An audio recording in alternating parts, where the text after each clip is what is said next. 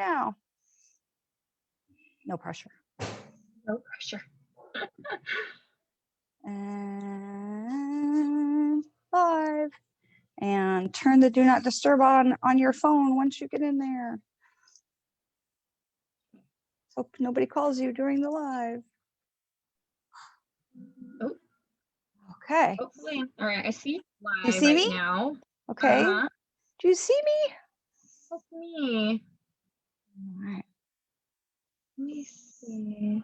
Request to join. Yes, please. And you, let me see. Oops, wrong. The request to join and go live with. Ta-da! Yay! All right. So, hey, sweetheart. All right, I got to change the Instagram thing, the camera, to the other side because of how we're doing this today. Okay. So, all right. Welcome. Thank you, Chris. Welcome. I am super happy to be here with my new friend. Uh-oh. I have to turn off the... Okay, there we are. Okay. Okay, super happy to be here with my new friend, LH. Can everybody hear me okay? I hope you can hear me okay. Can you hear me? Awesome. Okay. Give me a thumbs up if you can still hear me. No? Okay, hang on. Okay, can you still hear me? I can. You can. Okay. All right. I'm watching the I'm watching for the comments, so I'm having to kind of watch this on Facebook instead because we're using our phone for the live. I'm so excited to be here with my new friend LH, who has written an amazing book that I'm hoping that she can hold up and show you, called Under the Gaslight. It is a, look, it's pink and red. It's pretty. This is a really important conversation about narcissists, and thank you, Chris, about narcissists and energy vampires and empaths. So we're going to talk with her today, and I am so excited. So I want to just tell you really quickly, I want to tell you how this happened, because this is sort of a very impromptu thing. As you can see, I'm not in my reading room. I'm not in my office. I am on the couch in my house. You can see all my family pictures and stuff behind me. Welcome to my house. And you can also see my little fancy walking sticks over here. So I did have knee surgery on Friday. I'm doing great. So I want to say thank you for so many of you that had, texted in, messaged, and all of that. I'm very, very grateful. And I want to tell you a story about something that happened on Friday at my surgery center. But I didn't want to let the week go by and not have the connection with you, even though I really feel like right now I still have Quaalude brain. So I'm taking, the pain medication, and I don't feel like I'm in a place to channel good information. And so I don't want to do readings or anything today, but I also didn't want to skip having time with you.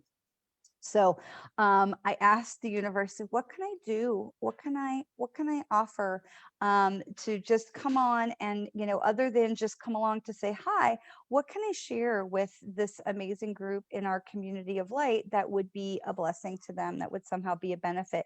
And literally, like the next that same day, I got an Instagram direct message from this beautiful woman who said, so sorry for spamming you, but we had met in a book writing group, and she said, I wanted to share about my book, and I'm just trying to get the word out. And I looked at the book and I'm like, oh my goodness, this is all about the empaths and the narcissists. And we talk about this so much. I talk about this so much. Hi, Toby. In my online course, Becoming an Empowered Empath, because empaths are such targets for narcissists. It's really, really important that we are learning how to protect ourselves as empaths from energy vampires and narcissists. And so I talk about this so much in the online course. And I thought, what a perfect segue, because the enrollment is open, as many of you know, for another week. It's going to close next Monday for the enrollment for the online course of becoming an empowered empath. So really thought this was a perfect opportunity to bring my new friend LH to your awareness. And she's going to tell you a little bit more about her book. She's also going to tell you where you can get her book, which is, please excuse me wobbling, my dog is climbing all over my lap. Several of you know Toby. So because you know, he just can't get close to me, especially now that I'm, you know, broken. I do want to take a minute, and I'm going to put a blanket on him because he's cold. I do want to take a minute. I want to tell you something super fun that I thought was just really amazing that happened on Friday when I went to the surgical center. So I tell you all the time how loved ones are with us, and how they are trying to give us signs and to let us know that they're with us, and just to share that they're watching and all of these things. And so I am not a person, most of you know, I'm not a person that is about, you know, taking drugs. This whole thing with taking the drugs and the medication is really just wrecking me, because it's just not my nature. It's not who I am. But I also know you don't want to have surgery without some good drugs. So I really had been reaching out to my twin. I was asking him, please be with me. Please show me that you're with me. Please protect me. I'm not a good patient. I don't like doctors. I don't like surgery. I waited a year, you know, to have this surgery. So I really but I also felt like I was really safe and in good hands. And so when I showed up at the surgery center on Friday, I had to sit in the waiting room for a minute while I was, hang on. This is weird because my little sticker thing that I hang up my phone for Instagram is on the other side. So I waited in the waiting room for a couple of minutes, and then they called me back, and I was greeted by a male nurse who introduced himself and said, I'm going to take you back and get you settled into, you know, to get you ready for your surgery. And my name is blank blank. And I just thought, are you kidding me with this? Because his first name and the first initial of his last name is the same as my twin. And I just thought, I know you're with me. I know you're with me. I know you're with me. And it was just the most amazing feeling to just know that he was there. He was orchestrating. And the whole time I was there, because with COVID, my husband couldn't come with me. And my mom was so cute. She's like, well, I'll go with you if he can't go with you. I'm like, no, it's not like he can't go with me. He can't go with me. And so he literally dropped me at the curb to go into this building to have surgery. I mean, it's like, as a mother, I can't even, like, it's absurd, but with COVID, it is what it is. And so I had to really like be a big girl and go into the surgery center. And everybody was so nice. But I will tell you, the minute that this nurse took me, I felt so safe. I felt so calm. Even when they were like, we're going to give you some anti-anxiety medication, I was like, I'm actually not having anxiety. That's weird. Because, you know, y'all know me, I'm a little high energy. So it was just really the strangest thing. And I was so overjoyed to have this confirmation. Now, some of you also know that I participate in a group with professional mediums, and that we work to keep each other at high standards and all of this. And so in our development group the other night, even though I said I don't feel safe to, you know, to work, I know I've got drugs in my system, my head's not clear, we were doing different work and readings with each other. And I want to say that my twin came right through and brought through all kinds of information to a medium that I had not actually worked with before.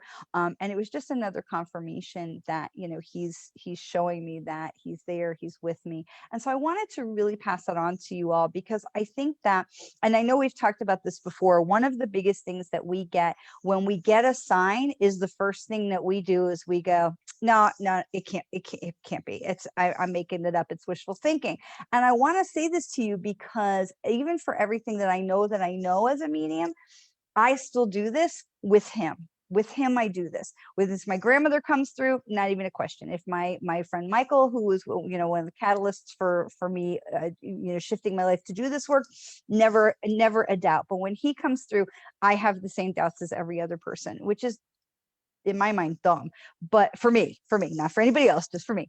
But so to have this confirmation and to have him saying, I'm here, I'm showing you I'm here, I want to share that with you, because I think that as the medium, it's really easy for me to say, trust me, he's there. But from the human, like the sitter side of it, to say, I have had this experience and it's still just as impactful. I want you to understand that even though I know all those things, I'm still sitting on your side of the table with certain people, with him especially. And so to have that confirmation, I just really wanted to share that with you. So I just thought that was just a really yummy, fun story. And I know some of you who hang out with me on Mondays or catch the replay have lost pretty significant people.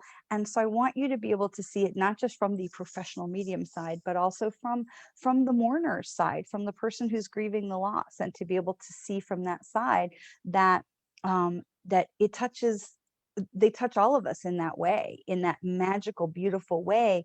And that even when our first instinct is to be like, no, I'm making it up, stop that, because they really are with us and they really are trying to share. So when I ask them, what can I do on Monday when my brain is kind of and I don't want to, because seriously, I felt like I was stoned all day yesterday.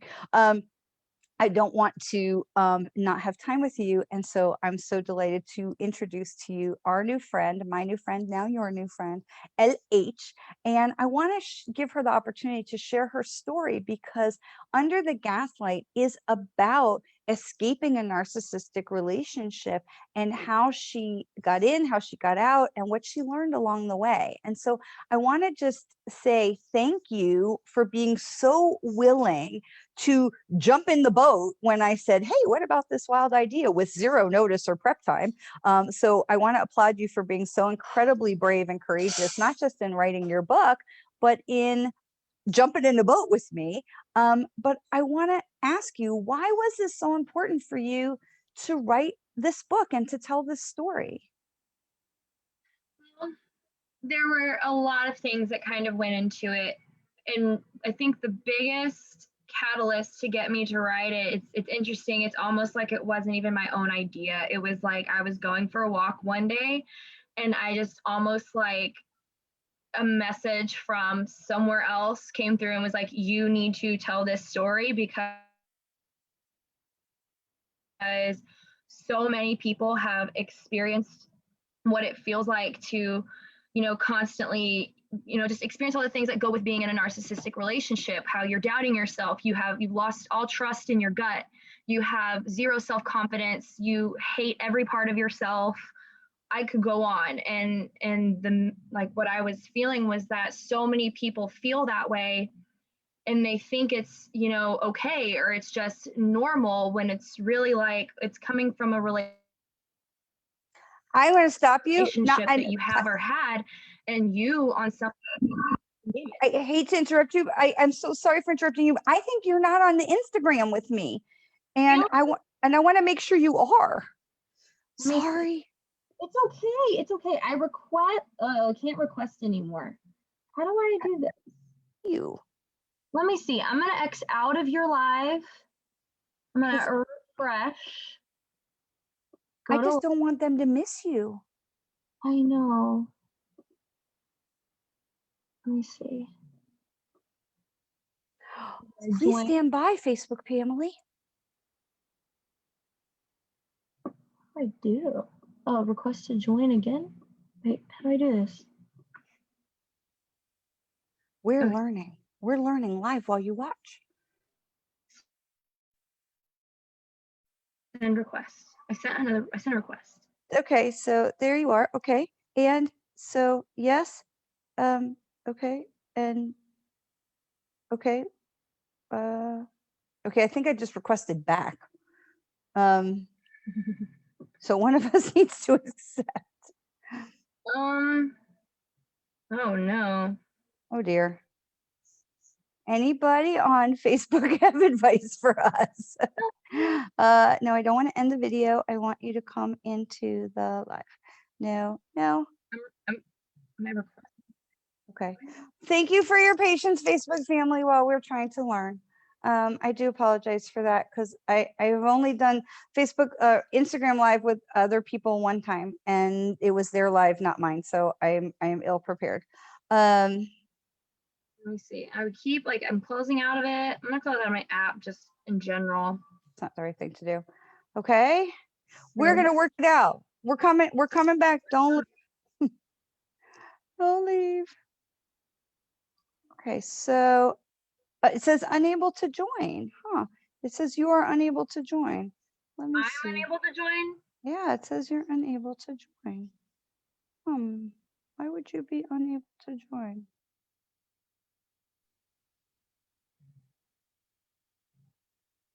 Hang on. Open. Okay. Send request. All right. I think I requested you to join. Can you see that? No. I have a little thing that says send request to be in the video. So I hit request to join. Send request. Your request wasn't sent. All right, well, let's keep going because, but you know what I'll do is I'm going to pull the headphones out so people on Instagram will just hear it through my phone, even if they can't see you. They'll still be able to hear you. So, all right, so we're going to try again. So I'm very, very sorry. So Facebook family, thank you so much for your patience. Instagram family, thank you so much for your patience. And so I'm going to ask you to just back up again. And so again, truly sorry for interrupting you, but I really would love for you to I want them to be able to hear you. So why was this so important for you to tell this? Yeah. Okay. No, not a problem. Not a problem. So yeah, no, what prompted me to tell the story, like I was saying, was it felt like almost this otherworldly call to be like, you need to do this. And so basically I felt like, I'd experienced what I consider to be a lot. It was probably the hardest thing I in my life had been through because, when you deal and you're in a narcissistic relationship, you come out of it with no self-esteem. You have zero trust in your gut instinct. You don't trust your intuition. You hate so much about yourself. You don't love yourself at all. You're constantly on edge. You're hyper aware. You're watching every single little thing you say and do because you're in survival mode. And I'm like, this is not like a normal way to live. This is not an okay way to live. And I was thinking, there are probably a lot of people that have experienced this too. And so about a year ago, I started talking about it a little bit, either just in one-on-one conversation or posting about it here and there, on Instagram or Facebook or something. And I had people either comment or message me and be like, this is crazy. This could really help people. Or they would be like, oh my gosh, so I'm not crazy? Because that's what I've been feeling with this friend of mine or this boyfriend or my ex-husband or whatever it is. So slowly the pieces were coming together and I just decided, you know what, I'm really going to try to work through this and I'm going to write this book just about my experience getting, from when that relationship ended to whenever I kind of fully was able to label it and for what it was and realize what it was, and then start to equip myself with some of the tools to help work through the consequences on your mental health and I guess your just overall well-being that comes from being in a relationship like that. How did you know? How did you know you were in a narcissistic energy vampire relationship? It's really funny. I think it was a few months after the relationship was over. We had not been talking for a while, but there was a lot that wasn't adding up in my brain. And I was talking about it with my best friend. We were at a Wendy's drive-thru. And I was just telling him, I'm like, yeah, I feel like I'm crazy because I feel this, this, and this, but he says, and all these other people say, you shouldn't feel like that because XYZ and blah, blah, blah, blah. And he said, have you ever heard of gaslighting? I said, no, what's that? And he explained to me, gaslighting is when somebody, usually it's a somebody, Sometimes it can be on a grand scale, but it's when somebody or something makes you feel like you are, in essence, crazy. You doubt yourself, you doubt your memory, you doubt what's right and wrong, you doubt, who you are as a person. Like, well, am I actually that way? Like, and I, in my experience, it's usually negative. It's like, oh my God, am I really a self-centered, horrible human being? My gosh. So then you go around thinking you're a bad person and you don't remember things right. And it's just a whole rabbit hole of being detached from your true self. Like somebody's just pulling you away from it. And then you're left with what is going on. And I learned about it in a Wendy's parking lot. And it just led me down this like road of research and self-discovery and learning more and more about narcissism. And something that the way the book is written is intended to be a chronology of when and how I put those pieces together. So there are parts where there's such red flags, but I'm ignoring them, or I'm reflecting on a memory from the past. So as you get later in the book and I'm providing better definitions and examples of things, I would go back to something that I remember happening before and being like, oh my gosh, that was a prime example of gaslighting or whatever it was. So yeah, that's kind of how I wrote it, was that slow understanding and getting to realize, like remembering back on things, like what they were, and then they happened even after the relationship was over, which is where you get into a lot of things like control and emotional addiction and codependency and stuff. What do you think is the most important thing you learned from this whole journey? Oh my gosh. I think the biggest thing that I've learned and actually is becoming a really important part of my life right now is that I don't even know how to explain this, but something I'm really having to learn is that, you as in general, we have this, like, there's an intuition there and there's a gut, and you've got a survival instinct within you and a core sense of self within you that's there, and we all have it, and it's there to serve a purpose. And I think the most important thing that you can learn and that I'm learning is that you need to learn to trust it, and that gut instinct is going to, like, not to be dramatic, but like save your life. Like it's so important to remember, like when you're in positive relationships, negative relationships, and situations, to stay in tune with that gut instinct.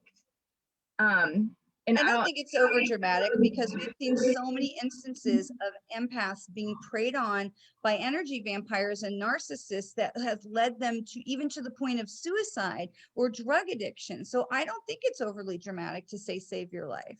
So I want to say, just for the Instagram folks who are following along on our Instagram, you are listening. I'm sorry, we're having some technical difficulties and can't bring my guest speaker onto the live feed, but you're listening to my interview with, on my conversation with a new author, LH, on the release of her new book, Under the Gaslight. So if you're looking at me just nodding along, we're actually talking. So, what do you feel like is the best tip for healing that you can share with someone who is extricating themselves from a narcissistic relationship? What is your best tip? The best tip for like, you cut out a little bit on that. What do you feel like is your best tip for somebody who is either getting out of a narcissistic relationship, or the best tip for healing or starting to heal? What advice would you give to somebody who would be following in your footsteps? I would say the biggest one that for me, and again, this is something that I'm currently working through, is asking for help and building community in that sense. And so, because I think something that's really, I mean, yes, I know I just preached about following your gut instinct and looking within, but if you don't know what that gut instinct feels like, you're basically grasping at nothing. And so something that I found to be super, super helpful was community. So finding my friends that love me for who I am and who I don't have to worry about putting on a face for. And then also, and something I talk about a lot in the book, is even seeking counsel. I talk about, like just in general therapy, but for me, what I've been doing a lot lately is working with, she does a lot of things. She does Reiki. She's a shaman. She is also an empath, intuitive. And so I've done a lot of energetic work. And that's been, literally life-changing. Absolutely. Like my career path is almost shifting a little bit because of this work that she's done. And so reaching out and finding, again, those people who are going to tell you, you are not crazy. Your experience is legitimate. What happened to you was not your fault. What happened to you is an actual thing, and you're not just being dramatic and making things up. Everything's okay, and you are valid, and you are powerful, and we're going to help you see that and support you and build that strength back up so you have that gut instinct to fall back on. So like for me, that it's not necessarily only the partner that may be the person you need to protect yourself from. Because I know you've had that experience as well. Yes, I have. So the backstory behind the entire publication of this book. So I wrote the book last year. I finished writing my manuscript in November. I didn't publish it with like a big New York publisher because, in order to really get signed by one of those, you most likely need some sort of literary clout or a social following or some other sort of influence to kind of give you credibility. And I didn't have that. I've worked in advertising and marketing since college. I abandoned my journalism degree, all of that, and I'd been in advertising and stuff. So I had no portfolio to show. And I was like, well, I could do self-publishing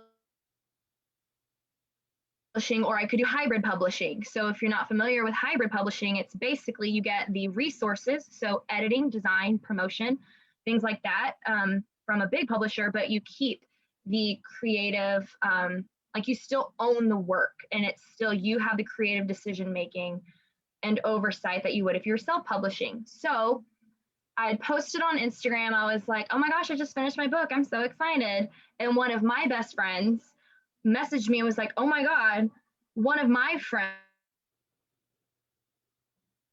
that I hadn't met her yet, but it was like a friend of a friend, basically. She's like, she works at a publishing house.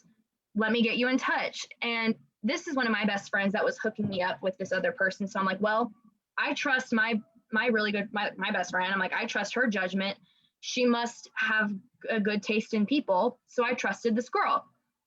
I ended up signing a contract with this hybrid publishing company, paying them $1,200 in exchange for editing, book design, and promotion services. And then earlier this year, they turned out to be a scam and ghosted me. So I was like out $1,200. I already quit my job because I'm like, oh, I'm publishing a book. So I quit my job. And I was like, shit, I got to get this book published so it can start earning royalties because I don't have a job. So I went to self-publish it. I initially published it under a separate title from what you're seeing here, a separate cover. And I even used my real name. So LH is not my name. I made it up because of what I'm about to tell you. So I published it. I shared it with my friends and family and stuff via social media. And the narcissist, my former partner, who I've not spoken to in forever, like I don't even remember the last time we talked or any of his, like the family, nothing. So I shared it and they got wind of it. And it was actually because somebody, if you're familiar with Instagram, you have like a private story where you choose who can be on it. I had shared something to my private story thinking like, okay, these are my friends. Like I was probably going to tell all of them individually anyway what happened. So I'm just sharing it here because I'm Gen Z and that's what I do.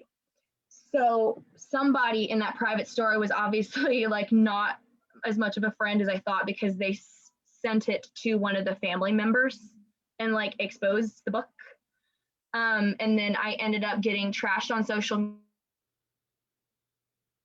media, trashed on Amazon, like 1-star reviews, calling me juvenile, immature, poorly written, trash, liar, all of that stuff, saying I was exploiting, making money off of them and the whole family, everything like that. And then, which, I mean, I changed the names and everything in this book, obviously. But when you're from an extremely small town, like where I'm originally from, I live in a, like metropolitan area now, but grew up in a really small area, which is where all these people are. So of course, context clues, people are going to put it together. But yeah, between them damaging the book, I was actually an Amazon #1 new release, and then they trashed it. And there was rumors that they were going to sue me. And then they also, members of that family worked for somebody else who did business with my father, and they took that business away from my dad. So my parents also lost money. And then I had to put the book down to try to like salvage my career and my family's livelihood.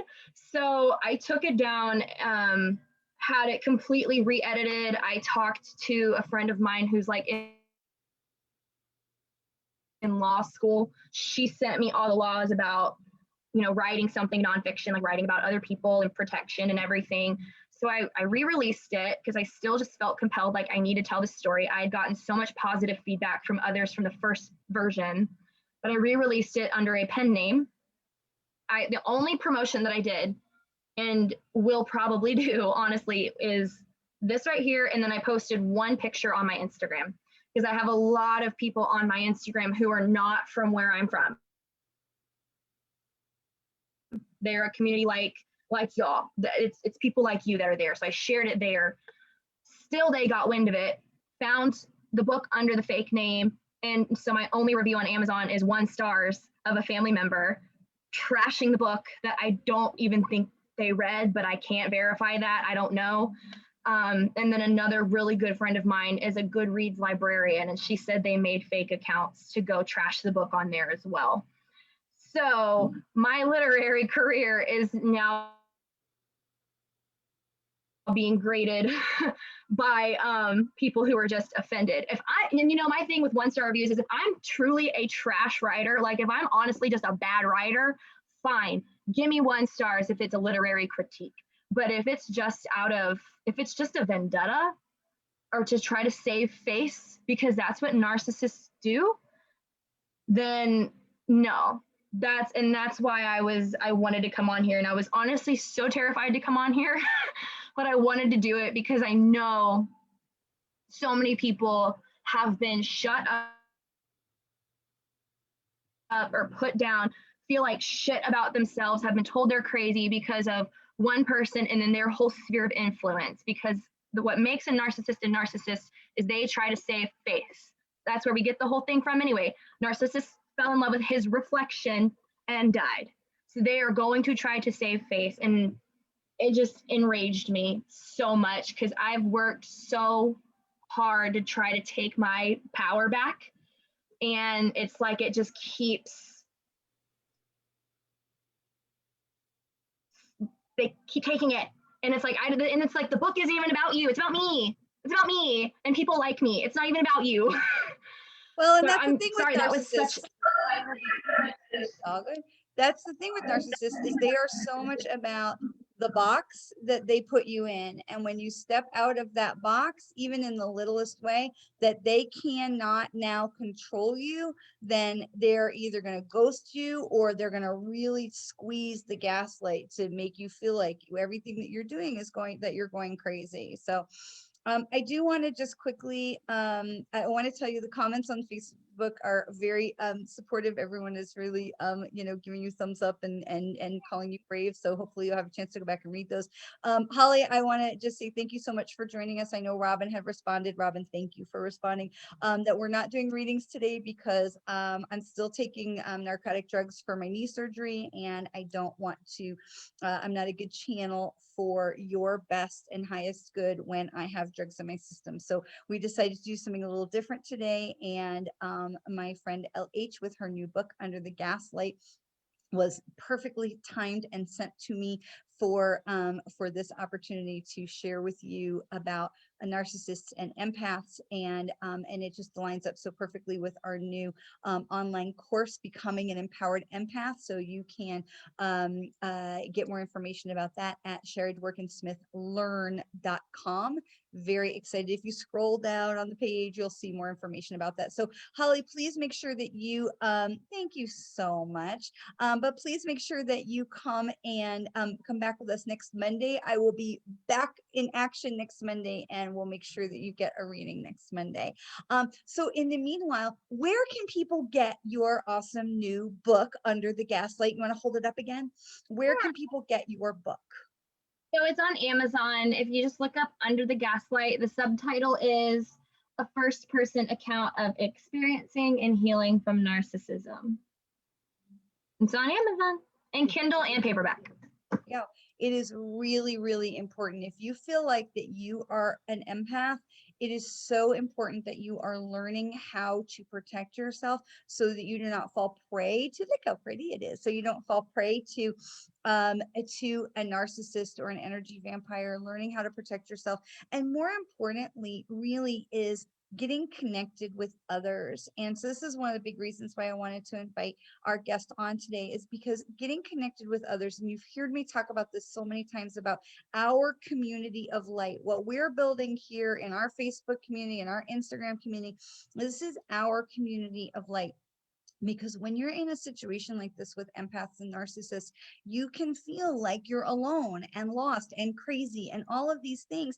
And having a community of light where you can say, wait a minute, what is going on here? And having people who are going to support you and stand with you and say, yeah, we understand. You are not alone. That is what building a community of light is about. And that is what we talk about so much, about operating from that vibration of love or above, right? From the heart energy, we're vibrating from the heart, we're working from the heart, from a place of love and compassion, or higher up in those higher chakras, those higher energy vibrations. And so that is what we're talking about. So much of our society is based on judgment and condemnation, that we want to be the part that's operating from that place that's love or above, where we are helping lift each other and making those ripples on the water, those cavitations, go out and touch so many more people and help more people know that they are not alone, and that they are safe, and that they are loved. Because always we operate from that place of love. So May I I say want to, and so we have a very awesome admin on our page, Robin Kasdan Toby, who is the most fabulous, always has my back, and she has posted a link for the book in the comments. So please make sure, just click the link and you'll be able to buy the book. And was there anything else you wanted to share before we said thank you and closed it up for today? I did actually. So you were talking about just everything you just said. There were two things that came up that I really wanted to share. So I wanted to just emphasize about this book is there are parts of it that are kind of, I've been told by others, hard to read because they are so angry, and there are things that I say and do that are toxic behaviors, or maybe not toxic behaviors, but they're maybe just like unhealthy. Um, and I say them, and I admit it in the book as well. At least I hope I do. I'm pretty sure I did. Is that when you're in those situations where you're being so hurt, or when you're in the heat of that moment, I just wanted to write it the way I felt it, because something that I was told by that narcissist, and then even by society in general, is that it's, especially as a woman, or as, I just female identifying, is it's not okay to be angry, and it's not okay to be like fierce and upset and just pissed off about everything that's happening to you. And I I felt like I was hurt in a lot of ways because I never was allowed to express that, and but internally I felt it. And so there are parts of it that I wanted to say are kind of they are vulgar, or they're tough, but that's because situations like this are tough. And the part of the reason I wrote it too is because when I was going through it and I was looking for books to read, they were all written by like doctors and psychologists and counselors, which is great because you're providing expertise. But I'm like, I want to know how you felt. I want to know that what I'm feeling and the thoughts that I'm thinking, even if they're not maybe the kindest or the healthiest, I want to know that these are natural to feel and think when you're in that situation. And so I might say fuck 10,000 times. I might scream. I broke my hand. I actually broke a boxer's knuckle from hitting the wall so hard. I was so mad. I had a benzodiazepine addiction. Like, it's not rainbows and butterflies and, oh, we're healing from narcissism. It's like, it's very much, there's a lot of darkness to it. And that's, it's what I felt in my head and what I experienced. And so I wanted to kind of preface that's going to be a lot of what this is just what I felt in the moment, even when it's kind of dark or negative. But your journey, I mean, you leave people in a high note, and you know, of where you've come to. So yes, absolutely. It's broken up into like there's 5 parts. It's kind of the beginning of we're establishing kind of where we are. There's my journey to realizing what was happening, which actually takes place in the Czech Republic the whole time, because I studied abroad. So it's I had the relationship literally ended 2 days before I had to fly to Prague. And so yeah, so it's very much, if you want to spend some time in Central Europe, I've got you. And then it goes into being back in the States and just everything really coming to a head in my realizations with what was going on, and some prime examples of gaslighting. And then it goes into that lighter healing and coping and empowering other people. So it's kind of a journey. Just wanted to kind of preface it like that, because I don't think that's kind of the common way to maybe write it, but that's how I wrote it. But that was your true authentic journey, and that's really, I think, the most important part about it. So and it was so cathartic to write, and so even if I don't make another sale, I kind of got to the point where I don't care, because it's like it helped me so much working through it, and I mean, I do want to help others. That's why I published it. That's why I went that step of making it public. The second thing that I kind of wanted to talk about was you mentioned the higher chakras. And it made me think about the first, like that Reiki assessment, the energetic assessment that I had with my chakras. I was there for probably 4 hours working with her. She did her assessment, and she came in, and one of the first things she said after I told her what I experienced, she's like, in the session, she said, have you been around a narcissist ever? And she said, she was like, your sacral chakra and your heart chakra completely obliterated. And she said when she touched me right up here, she almost started crying.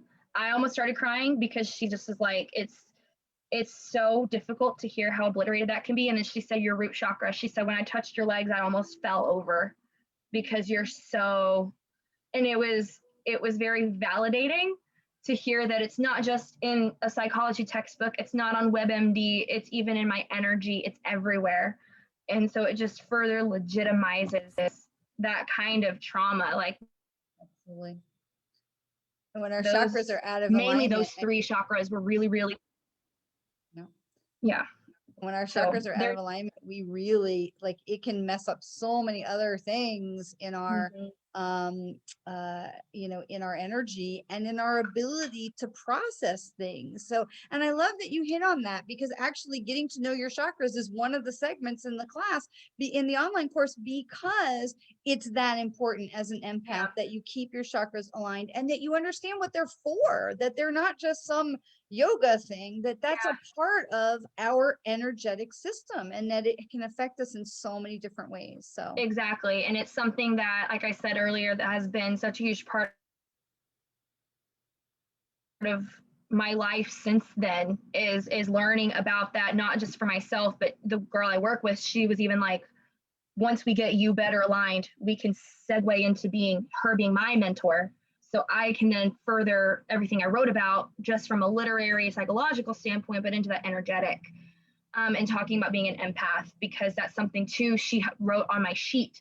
Is she's like, this girl's an empath, and we have to. And then your course, I'm so excited for, just trying to learn how to use that, because like you said, you become, there's two things to it that I've been thinking about. Literally, I just realized this yesterday. But number one, yes, narcissists will target you if they can sense you're an empath, which is true. And then something else that I saw TikTok about it actually. He was like, there's also this idea that you either more or less become an empath, or your empathic qualities are very much heightened after the trauma of being with a narcissist, because a trademark of narcissistic abuse is your hyper awareness. You're constantly monitoring the room. You're having to look, okay, what's their energy like today? Who else is in the room, and how's that energy going to affect their energy? Because that energy is going to affect how I act and what I say and do. And then once you do that with that person, it becomes this like inundated, like a survival instinct, like you're constantly in fight or flight. And that's what my central nervous system, I've been in fight or flight for like 4 or 5 years now. And that's what I'm having to work on. Literally have my red jasper, my carnelian with me the whole time. well, So and we'll talk. we Look at you have to rebuild your adrenal glands, because you can really you just get into depletion, and it can cause so many other health issues. So energy healing, my husband's an energy healer, so energy healing is such an important part of your journey, and your getting back into balance and back into good health and stuff. So I am so grateful for the timing, I'm always saying the universe has our back. The universe has our back, especially when we are willing to take the time to listen. So I'm so grateful that you listened when the universe told you send out this message, because I know she's like, I'm sorry, I'm spamming. I'm like, it's all good. And I was so grateful that you listened. And then of course, grateful that I listened, because you were really the answer to the question I had just asked. And I'm so grateful for all the people that are with us today. And again, for our folks on Instagram, I'm going to share again the picture of the book, and I'm sorry that you are getting really just me nodding and smiling a lot, but hopefully you're hearing the interview. This will be posted onto our Psychic Squares 2021 Facebook group. It will also be posted onto my YouTube channel. So if you missed it on Instagram, or if you missed it, you can catch it again here on Facebook. You can catch it on the Psychic Squares 2021 page. You can catch it on my YouTube channel. If you have not already joined the Psychic Squares 2021 group, some of you may have been following with us in the Psychic Medium Squares group. We really had to let that go. It was just overrun with spam. And so we have started the new group. Our first live event is going to be February 25th. For our Psychic Medium Squares event. So the group is Psychic Squares 2021. And if you've seen our events before, we've got 6, 8, 9 of us, all psychic mediums, all amazing, in the little Zoom Brady Bunch boxes, which is why it's called Psychic Squares. And we'll be going live to do mini readings and answer all your questions. I am planning to be here on Wednesday night, right back here at 7 o'clock for meditation, for short meditation and discussion, Wednesday, 7 o'clock. And then next Monday, we'll be back together here for back to cards of the week and readings, mini readings. So please make plans to join us here Wednesday, next Monday. Now, next Monday is the 15th, and that's important also because enrollment will close for the online class Becoming an Empowered Empath will also close on Monday night. So please make sure that you get yourself signed up for that before.